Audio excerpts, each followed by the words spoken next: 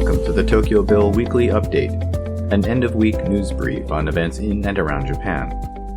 Today is February 1st, 2025.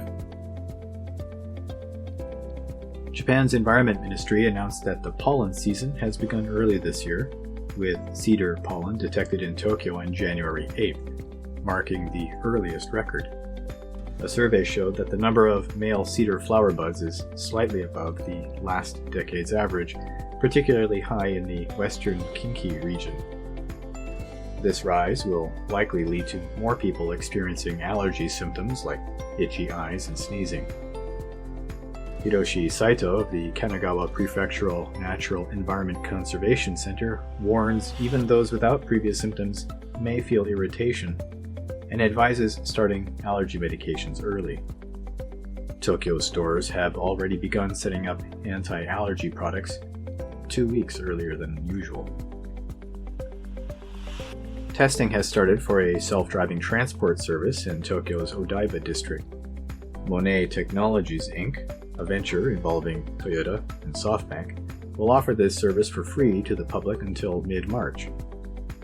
The goal is to increase local awareness and gather data for future commercial use. Passengers can get on and off at 4 locations, including Tokyo Big Site and Tokyo Teleport Station. Users must book a ride at least 30 minutes in advance using a special app providing their travel details. The service will use 2 Level 2 autonomous Toyota Sienna minivans on a set route during weekdays from 10 a.m. to 4 p.m. Mongolian sumo wrestler Ho Shoryu won his second Grand Tournament title on Sunday in Tokyo by defeating 2 other wrestlers in the playoff. Ho Shoryu, ranked as Ozeki, faced Kinbozan and Oho, all 3 having 12 wins and 3 losses. He won the 2 matches needed to take the Emperor's Cup by defeating Kinbozan and then Oho.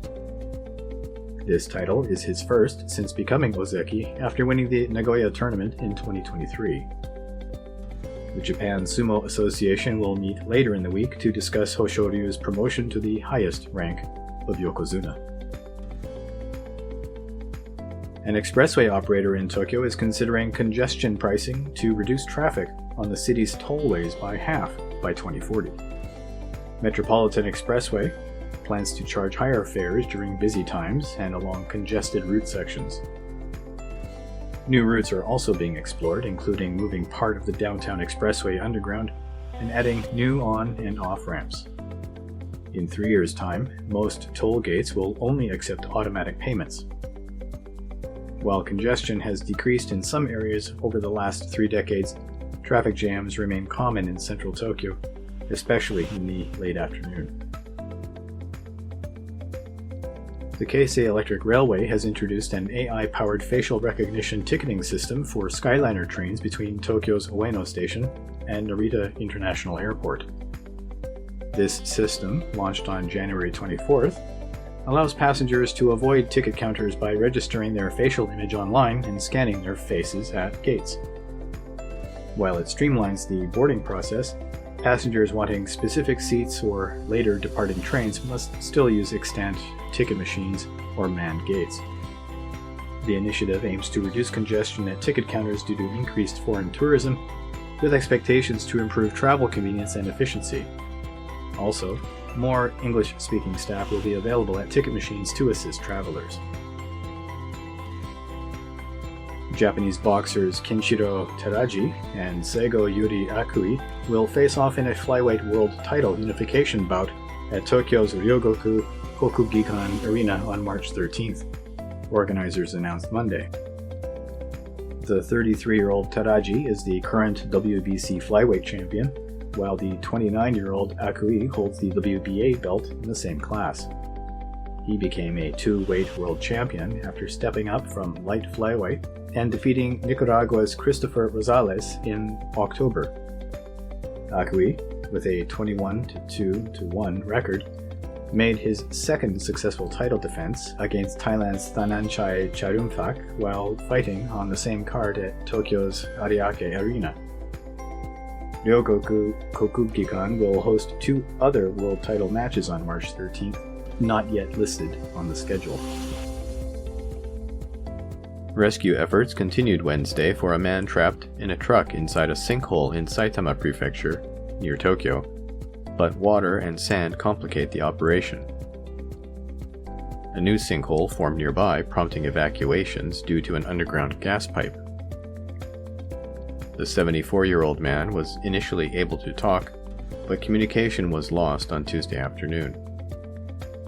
The first sinkhole likely formed from a corroded sewer pipe, causing soil collapse. Workers managed to recover the truck's cargo bed. Officials warned the sinkhole might expand further, and authorities urged residents in 12 areas to avoid using the sewage system, impacting 1.2 million people. Shinji Aoba, charged with the 2019 deadly arson attack on a Kyoto animation studio that killed 36 people, has dropped his appeal against his death sentence, finalizing the verdict. Aoba, 46, was sentenced in January 2024 after being found mentally competent. He initially appealed, but withdrew it before the trial at the Osaka High Court. Aoba claimed he attacked the studio over a belief it plagiarized his novel. While the court recognized he had a delusional disorder, it ruled his actions were unaffected. Families of the victims expressed anger and confusion over Aoba's withdrawal, questioning if it was a means of apology. Japan saw a drop in overall suicides last year, reaching its second lowest level since 1978, with 20,268 reported. However, suicides among students rose to a record high of 527. High school students made up nearly 70% of these cases, with 349 suicides. Increases were noted among junior high school and senior high school girls. Reasons for suicides in those under 19 included school-related issues, health problems, and family conflicts. The Health Ministry acknowledged the rise in student suicides and plans to analyze the causes and collaborate with relevant groups to address this issue. Osaka is preparing for the World Expo 2025 by banning public smoking, effective January 27th.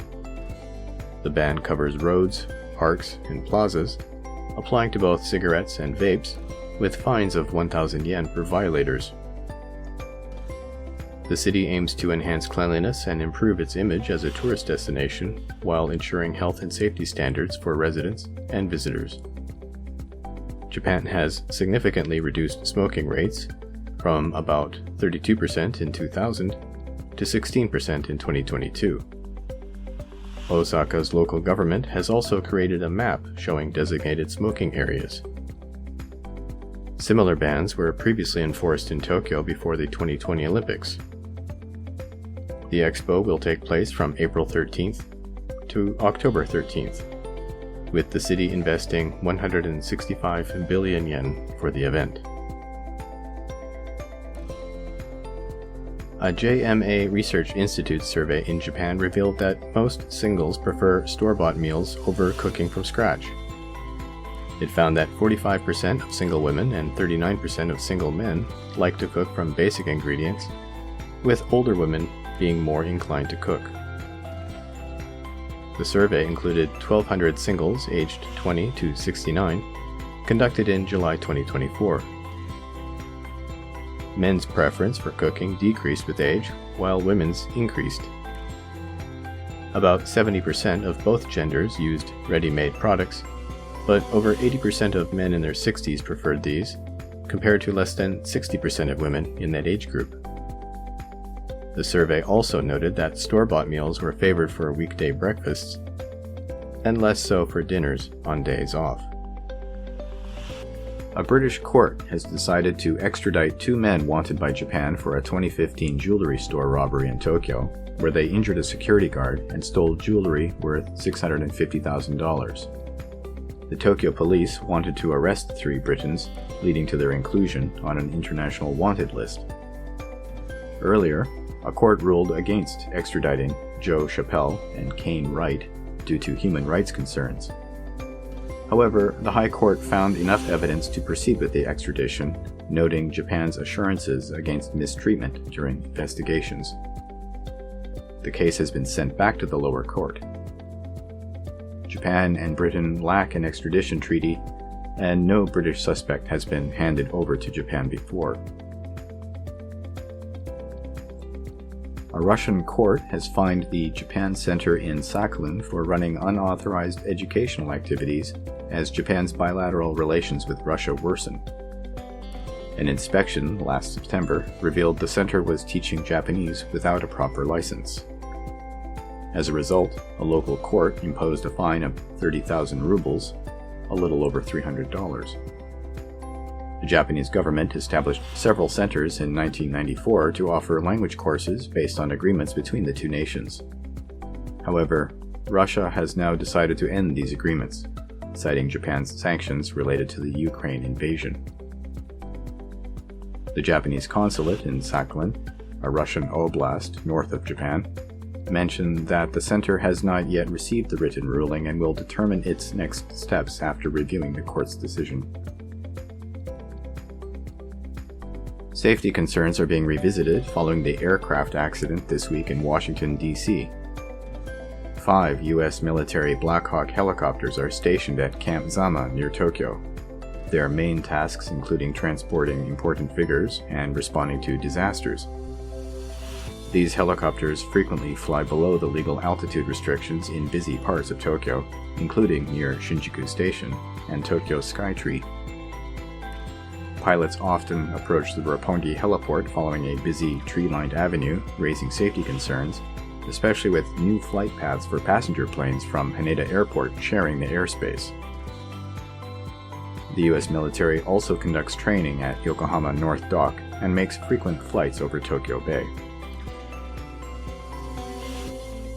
Japan's energy security will improve with U.S. President Trump's push for more liquefied natural gas, or LNG, production, according to JERA, Japan's main LNG buyer. Japan's LNG imports fell slightly last year, but U.S. shipments increased while Russian supplies decreased. Japan is considering support for a $44 billion gas pipeline in Alaska. JERA aims to diversify its supply, and U.S. gas is seen as a strong option. Japan's LNG trade is growing despite a decline in domestic gas use, and more U.S. supply could lower prices. JERA's profits are half of what they were a year ago, but the company has kept its profit forecast unchanged. Statistics from the Japanese government reveal that the number of foreign workers in Japan reached a record high last year, marking a 12% increase from the previous year. Since 2007, employers have been required to report new foreign hires. As of October 31st, there were over 2.3 million foreign workers, with Vietnam contributing about 25% of this total. Myanmar experienced the largest year-on-year growth at 61%. Around 207,000 foreign workers have specified skilled worker status, which recognizes specialized skills in certain areas like construction and nursing. The rise in foreign workers is attributed to a labor shortage in specific sectors. That brings us to the end of news items for the week ending February 1st. These stories and more you can read at theTokyoBill.com. I've been, and remain, Tokyo Bill. Thank you for listening, and take care.